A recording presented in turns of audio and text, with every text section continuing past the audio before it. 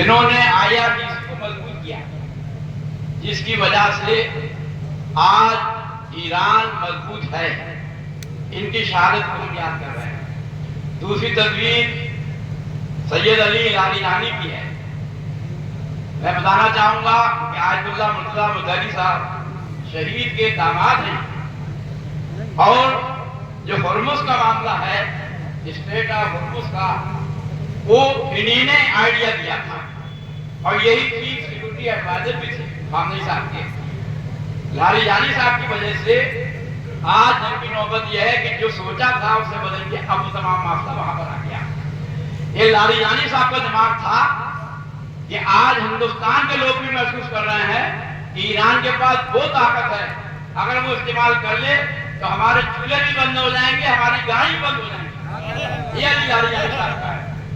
حافظ نصراللہ صاحب جنہوں نے حوصلہ دیا، اور وہ حوصلہ وہ تھا کہ جس کی وجہ سے لبنان کی حکومت میں نہیں ہوتے ہوئے بھی الگ سے ایک پارٹی ہے، اور اس کے بعد اسرائیل کے نام قبضے کر دیے، اور اس کے بعد چوتھے سید علی خامنئی صاحب جن کی شہادت کے تعزیت جلسے میں آپ شرکت کر رہے ہیں۔ یہاں پر ہمارے جلال صاحب موجود ہیں، ان کی محنت سے ہی یہ پورا کارواں ہندوستان میں پھیلا۔ ایک دن روزہ افطار تھا ایرانی کلچر ہاؤس میں، عجیب سا سناٹا تھا۔ صبح کو 5 بجے سحری کھانے کے بعد میرے پاس فون آنا شروع ہوئے کہ آیت اللہ خامنئی صاحب کی شہادت ہو چکی ہے۔ اس کے بعد ہم لوگ پریشان تھے کہ ہم کیا کریں گے، لیکن تب جناب حیدر صاحب نے بیڑا اٹھایا اور ان کی پوری ٹیم نے جنتر منتر کے اوپر احتجاج کی کوشش کی۔ سب لوگ ڈر رہے تھے، لیکن جب احتجاج شروع ہوا ہزاروں کی تعداد میں آدمی، عورتیں، بچے بلک بلک کر رو رہے تھے۔ جرنلسٹ سینکڑوں کی تعداد میں موجود تھے، اور وہ منظر دیکھ کر ہندوستان میں نہیں پوری دنیا میں یہ منظر پھیل گیا کہ یہ وہ قوم ہے جس کا مقابلہ کرنا آسان نہیں۔ میں اپنے والد صاحب کا کلام کے 2 شعر پیش کرنا چاہتا ہوں کہ خدا کی شان ہر شے سے عیاں ہے، وہ اندھے ہیں جو کہتے ہیں کہاں ہے، وہ قوم اب کیا جھکے باطل کے آگے، وہ قوم اب کیا جھکے باطل کے آگے، کہ جس میں کربلا کی داستان ہے، جس میں کربلا کی داستان ہے۔ کربلا کیا ہے؟ سعادتوں کا راستہ، سعادتوں کا راستہ، کربلا، شہادتوں کا راستہ، کربلا، کربلا، شہادتوں کا راستہ۔ کربلا، کربلا۔ کربلا کی وہ اہمیت ہے جب آیت اللہ خامنئی صاحب سے یہ پوچھا گیا کہ آپ کے پاس فوج نہیں ہے، آپ کے پاس عوام نہیں ہے، کیسے آپ لڑ پائیں گے بادشاہ سے، شہنشاہ سے؟ آپ نے فرمایا کہ ماؤں کی گود میں جو بچے ہیں ان کو جوان ہونے دو، پھر دیکھنا کہ ایران کا انقلاب کیا رنگ لاتا ہے۔ یہ بچے وہی بچے ہیں آپ کی قوم کے، جب چھوٹے سے ہوتے ہیں تو نعرہ لیتا ہے لیو لائق علی اور ڈائی لائق حسین، زندہ رہنا ہے تو علی کی طرح زندہ رہو، اور مرنا رہنا ہے تو حسین کی طرح شہادت نصیب ہونا چاہیے۔ اور یہ ہمارے بچے، میرے خیال میں جتنے لوگ یہاں پر ہیں، بچے سے جوان، جوان سے بوڑھے ہو گئے ہیں، 2 چیزیں بچپن میں یاد دلا دی جاتی ہیں، ایک علی کی، ایک حسین کی۔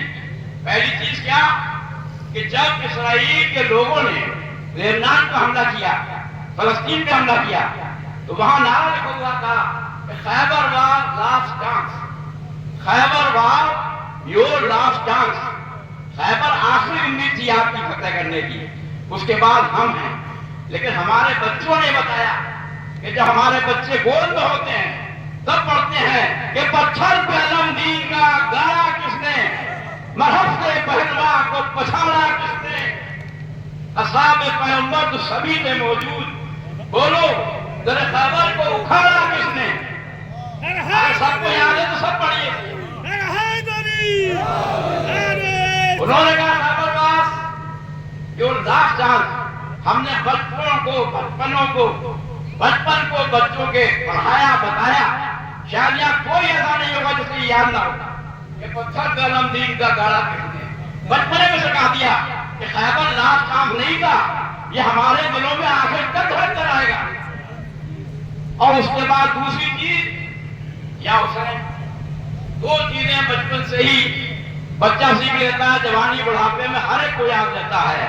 تو ہم نے وہی لبلائے علی لا الہ الا حسین زندہ رہنا ہے، تو اگر ہمارے مولا نے حیدر کو کہاں پھینکا تو آج حیدر کے ماننے والے جو ہم موجود چل کے اولاد کو کہاں پھینکیں گے؟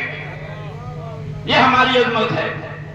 اسی لیے میں نے آپ کو مثال دی کہ یہ مثال ہے، اور اس مثال کے اندر یزیدی حکومت جس کے بارے میں آپ نے سنا کہ ہر دور کے یزید اسی غم میں مر گئے، سر مل گیا حسین کا، بیعت نہیں ملی، اور محمد علی جوہر نے کہا کہ دور حیات آئے گا قاتل قضا کے بعد، دور حیات آئے گا قاتل قضا کے بعد، شہید خامنئی صاحب کی قضا اور شہادت کے بعد میں ایک دور حیات آ گیا ہے۔